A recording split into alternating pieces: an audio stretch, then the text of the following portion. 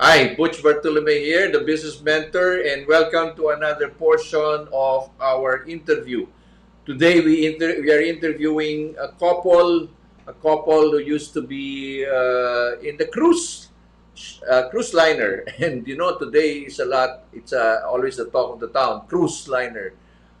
They'll tell us more about it, but how they started their journey as husband and wife in starting a company and a beauty salon called Follicles.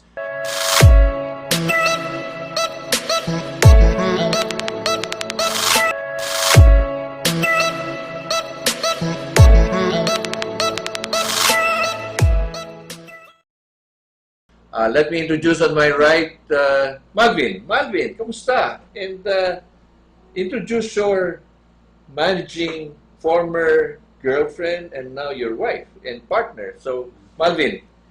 Good day to everyone, and good day, Sir Boots. Yes. And also, I'm here together with my beautiful wife, May. Hello, good morning. Good morning, Sir Boots. Yes. Medyo pasensya nyo na si May kinakabahan daw. Hindi sanay. Hindi sanay. Pero later on, she will be the one to talk a lot. Okay. Malvin and May, paano ba? How did you ever start? Tell us about the cruise. What were you doing in the cruise liner? We started working on the ship, sir, way back 2004. 2004, I was a guidance counselor, and then sa cruise ship, just continue my profession, youth counselor. So I'm handling the group of kids. We're giving fun-filled activities to the kids while their parents are having tours or they're in casinos. So si Malvin naman, Malvin, what were you doing in the casino, in the cruise? My work in the cruise ship, by profession, really, ako ay isang certified architect, board passer. Wow, an architect in a cruise liner. In a cruise liner. Okay. Just so happened, merong opportunity to work abroad. So, ginrab ko yung opportunity kahit na malayo, sobrang layo sa profession ko. I worked as a dining staff in the cruise ship.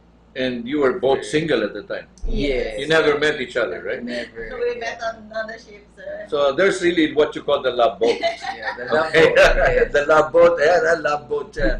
Okay.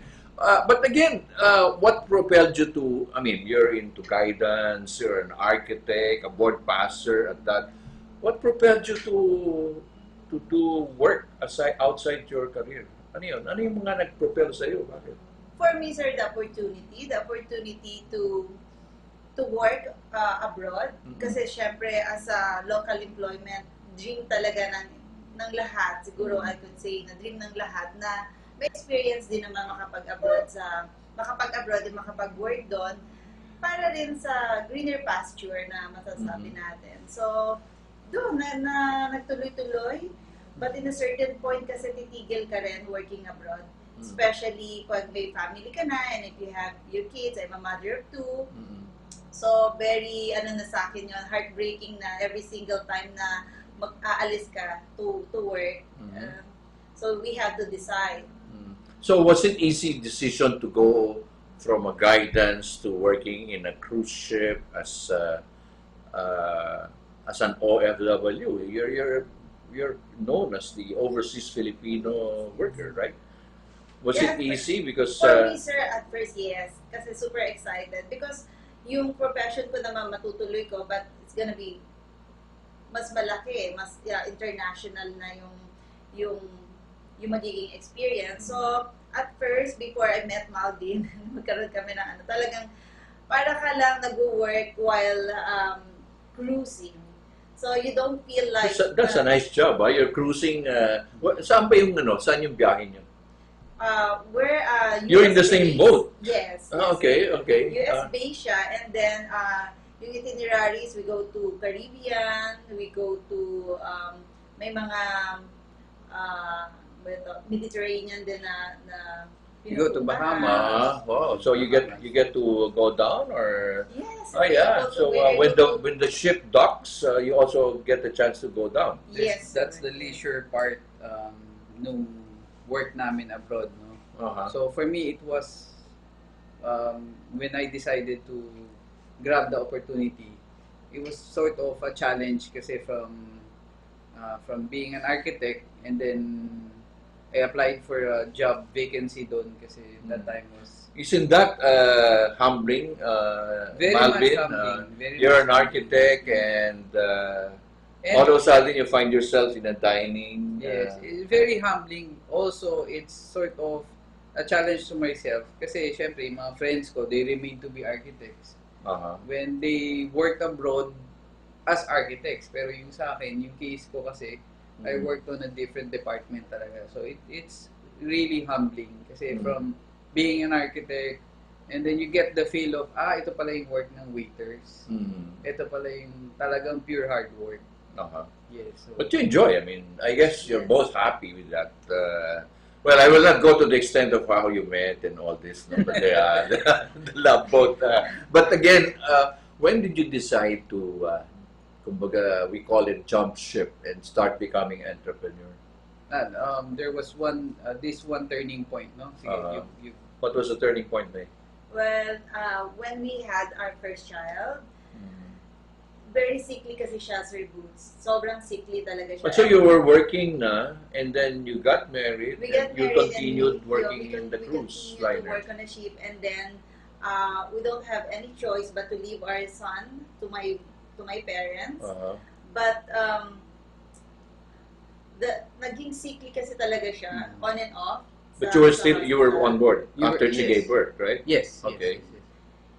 That's a turning point for us na we have to decide. Kasi may instance na pag nandito kami, he's fine, he's okay. Hindi siya sinusumpong ng kanyang asthma, and then wala siya talagang masyadong medical issues. Pero sometimes yung paalis pa lang, makukumpine na naman, like my a God. day before. He was the one who celebrated his birthday, right? Yes, yeah. Recently? Yes, right, yes. right. Okay. So, that must be a turning point. It must be like a crossroad, a heavy crossroad, right? It One was. phone call. Yeah. So, when we were in the ship, tumawag bigla yung sister niya. And then, Oh my gosh, Yeah. okay. Where were you? At the middle of the ocean? in the middle of the ocean, literally. Literally Yeah. at 4 a.m. 4 a.m. there. Yes. Oh. I got a call from my sister, actually a text from my sister to call back home urgently. I just need to tell you something. Oh I my was gosh. crying at that time because I knew that something happened. So when I called, she tried to calm me down, like, no, it's nothing really serious happened. It's just that Kyle is in the Kyle is in the hospital. Where is he right now? And he was Emergency room. like, he's in the operating room. I was like, what? And you're she's tried to calm me Yes. down pa. I mean, yes. okay.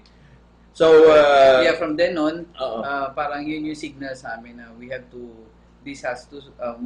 plan and we have to be with our child. Kasi very difficult yung moment na yun, gusto namin languyin yung dagat eh. oh my God. So, what did you do at that point? I mean, So we planned like we have to start saving up kasi meron kaming hinuhulugan na sasakyan, kotse. So we planned after that, and then sabi namin, just few contracts, and then we're going to venture into business. okay.